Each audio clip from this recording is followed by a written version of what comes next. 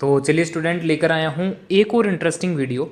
और आज की हमारी क्लास का टॉपिक रहेगा course structure of class 10th based on rationalised syllabus 23-24।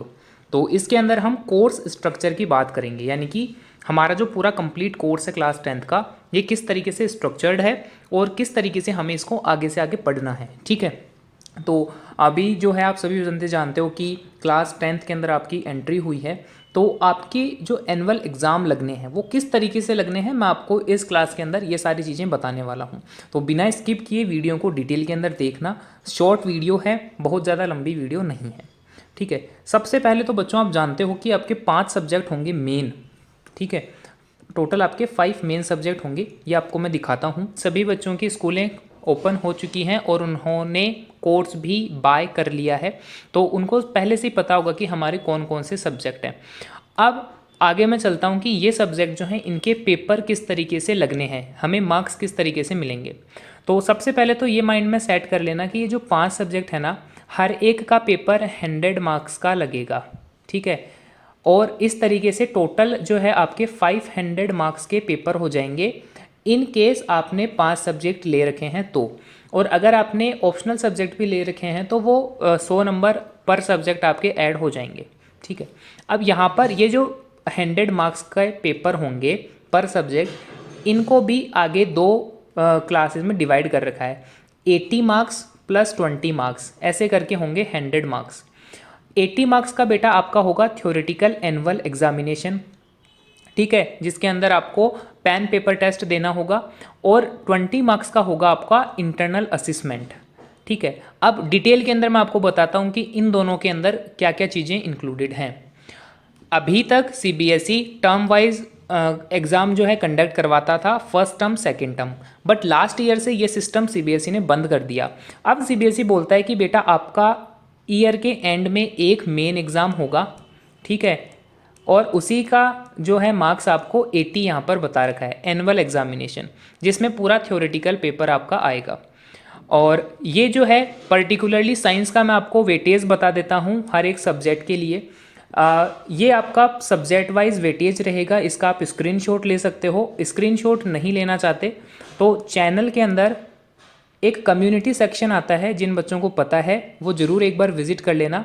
Community section जहाँ पर होता है, इसको आप विज़िट करोगे तो वहाँ पर मैंने एक इसकी पिक्चर भी अपलोड कर रखी है, तो वहाँ से आप इसको डाउनलोड कर सकते हो। और मैं हाईली रिकमेंड करूँगा कि एनसीईआरटी की इंडेक्स में आप इनको लिख लेना कि कौन सा चैप्टर कितने मार्क्स का है।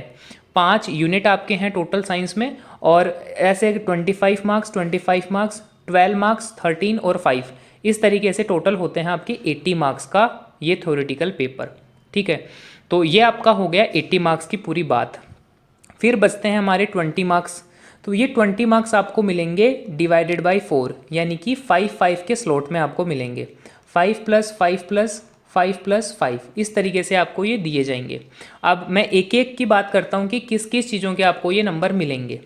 तो पहले पीरियोडिक रिटर्न टेस्ट की बात करते हैं। सभी बच्चों को पता है कि पीरियोडिक टेस्ट आपके स्कूलों में लगते आए हैं अभी तक, 9th 8th सभी क्लासों में लगे हैं। 10th क्लास में भी आपके 3 पीरियोडिक टेस्ट लगेंगे। ठीक है, थ्रू आउट द ईयर। इन 3 पीरियोडिक टेस्ट में से जिन 2 पीरियोडिक टेस्ट में आपने बेस्ट स्कोर किया होगा, उन 2 टेस्ट के नंबरों को जोड़ करके 5 मार्क्स का वेटेज वहाँ से आपका निकाला जाएगा। ठीक है, उसके बाद में दूसरा 5 मार्क्स लिखा हुआ है क्लास प्रेजेंटेशन के लिए। इसमें बेटा क्या क्या चीज़ें इंक्लूडेड हैं, जैसे कि शॉर्ट टेस्ट हो गए, oral test, quizzes, concept maps, project works, poster making, presentation and inquiry based scientific investigations. तो ये वो सारी चीज़ें हैं जो आपके बीच बीच के अंदर टीचर करवाते रहते हैं ना, छोटे छोटे क्लास टेस्ट करवा लिए, ओरल टेस्ट या क्विजेज हो गए, ये उस चीज़ के नंबर हैं। तो आपका क्लास के अंदर प्रेजेंटेशन कैसा है, इस चीज़ के आपको 5 मार्क्स मिलेंगे। उसके बाद में आपको 5 मार्क्स मिलेंगे प्रैक्टिकल एंड लेबोरेटरी असिसमेंट के, यानी कि आपका लेबोरेटरी के अंदर प्रैक्टिकल वर्क कैसा है। ठीक है, आपको पता होगा कि इस बार आपको लेबोरेटरीज़ के अंदर लेकर के जाया जाएगा। जैसे केमिस्ट्री लैब के अंदर टेस्ट ट्यूब वगैरह से एक्सपेरिमेंट करवाए जाएंगे, मैथ्स लैब के अंदर अलग अलग इंस्ट्रूमेंट होंगे, फिजिक्स लैब, बायोलॉजी लैब के अंदर अलग अलग चीज़ें होंगी। तो आपका प्रैक्टिकल वर्क वो कैसा है, इस चीज़ के आपको 5 मार्क्स मिलेंगे। उसके बाद में 5 मार्क्स आपको मिलेंगे पोर्टफोलियो के। पोर्टफोलियो के अंदर बेटा क्या क्या चीज़ें आती है, इसके अंदर आता है कि आपका क्लास में रिप्रेजेंटेशन कैसा है, बिहेवियर कैसा है दूसरे बच्चों के साथ में, आप वेल ड्रेस्ड होकर के आते हो या नहीं आते हो, किस तरीके से अपने आप को प्रेजेंट करते हो, ठीक है, नोटबुक के अंदर जो वर्क है वो टाइमली कंप्लीट रखते हो या नहीं रखते हो, नोटबुक को चेक टाइमली करवाते हो या नहीं करवाते हो, इन सब चीज़ों के आपको मिलेंगे 5 मार्क्स। तो इस तरीके से 5 + 5 + 5 + 5 करके टोटल आपके 20 मार्क्स यहाँ पर कवर होंगे। तो ये जो है ये दोनों चीज़ें मिलकर के 80 + 20 मिलकर के बनेंगे 100 मार्क्स, और 100 मार्क्स के आपके सारे ही सारे पेपर होंगे। अब यहाँ पर आपको ये ध्यान रखना है कि इंटरनल असेसमेंट की मैंने जो बात कही, ये 20 मार्क्स आपके स्कूल टीचर्स के हाथों में हैं, और 80 मार्क्स जो एनुअल एग्जामिनेशन के हैं ये आपके खुद के हाथों में हैं। क्लास में पूरे साल आप किस तरीके से बिहेव करते हो, किस तरीके से रिप्रेजेंट करते हो खुद को, इस चीज़ के आपको 20 मार्क्स मिलेंगे। और साल के एंड में मेन एग्जामिनेशन वाले दिन आप पेपर में कितना लिख करके आते हो उसके आपको 80 मार्क्स मिलेंगे। ठीक है, अब यहाँ पर सबसे बड़ा क्वेश्चन आता है उन बच्चों का जो पढ़ाई में थोड़े से वीक हैं या बिलो एवरेज हैं, वो पूछते हैं कि सर पासिंग मार्क्स कितने हैं। तो बेटा ये भी मैं यहाँ पर क्लियर कर देता हूँ कि पासिंग मार्क्स जो है वो 33 मार्क्स आपको स्कोर करने होंगे आउट ऑफ 100 पास होने के लिए। ठीक है, यहाँ पर एक और मिथ मैं क्लियर कर देता हूँ कि पहले ये बोला जाता था कि एनुअल एग्ज़ाम के अंदर 33% पासिंग मार्क्स अलग से बनाने हैं और इंटरनल असेसमेंट के अंदर 33% मार्क्स अलग से बनाने हैं। तो यहाँ पर इस बार अलग अलग से पासिंग मार्क्स नहीं बनाने, 33% मार्क्स आपको बनाने होंगे आउट ऑफ 100%। ठीक है, 100 में से 33 मार्क्स आपको बनाने होंगे पास होने के लिए। तो ये उन बच्चों का भी क्लियर हो गया जो बिलो एवरेज हैं। बट मैं आपको ये सजेस्ट करूँगा कि आप छोटा मत सोचो, यानी कि 33% लाने का मत सोचो। आप ये सोचो कि हमारा 80 मार्क्स का एनुअल एग्ज़ाम है। ठीक है, यहाँ पर आपको दिख रहा है कि आपका 80 मार्क्स का एनुअल एग्ज़ाम है। अब 80 के अंदर से अगर कोई बिलो एवरेज बच्चा भी है वो 40 मार्क्स तो गेन कर ही सकता है। 40 मार्क्स का मतलब हो गया 50%। तो 80 मार्क्स में से 40 मार्क्स तो आप बना ही सकते हो आसानी से। और जब आपने 40 मार्क्स अगर बना लिए, 50% भी अगर बना लिए, तो इस 40 में 20 मार्क्स और ऐड कर दो आपके इंटरनल असेसमेंट के, तो आपके नंबर हो जाएंगे 60। अब 100 आउट ऑफ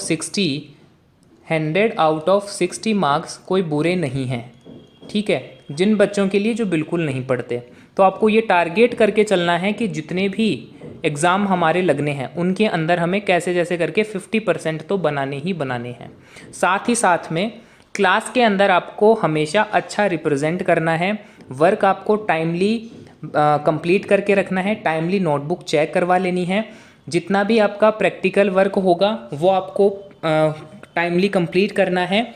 और ये जो छोटे छोटे क्विज कंपटीशन होते हैं और कॉन्सेप्ट मैप्स और प्रोजेक्ट वर्क आपको दिए जाते हैं, चार्ट मेकिंग के ये जो छोटे छोटे प्रोजेक्ट दिए जाते हैं, इनके अंदर भी आप सभी को पार्टिसिपेट करना है, तभी आपको ये इंटरनल 20 मार्क्स मिल पाएंगे। ठीक है, तो इस तरीके से आपके टोटल जो है 100 मार्क्स बनेंगे। और ये एक सब्जेक्ट की बात थी, आपको हर सब्जेक्ट के अंदर ये सारा काम करना होगा, तब जा कर के आप ओवरऑल अच्छा स्कोर कर पाओगे। तो उम्मीद करता हूँ कि आप आज का जो हमारा क्लास का टॉपिक था स्ट्रक्चर्ड कोर्स का स्ट्रक्चर, वो आप अच्छे से समझ गए होंगे। इन केस किसी बच्चे के डाउट है अभी भी कोई, तो कमेंट बॉक्स के अंदर अपना डाउट पूछ सकता है। और जिन बच्चों को नहीं पता उनके लिए मैं बता देता हूँ कि इस चैनल पे जिस पे आप ये वीडियो देख रहे हो, इस पे ऑलरेडी मैंने क्लास 10th का साइंस का कंप्लीट कोर्स का एक सीरीज़ जो है मैंने स्टार्ट कर रखा है। कुछ क्लासेस अपलोड भी की जा चुकी हैं, उनको आप देख सकते हो, वहाँ से आप पढ़ सकते हो। ठीक है, तो उम्मीद करता हूँ कि इस साल जो है आप खूब मन लगा करके पढ़ाई करोगे और अच्छा स्कोर करोगे। मिलता हूँ आपसे नेक्स्ट वीडियो में एक और इंटरेस्टिंग टॉपिक के साथ। Thank you.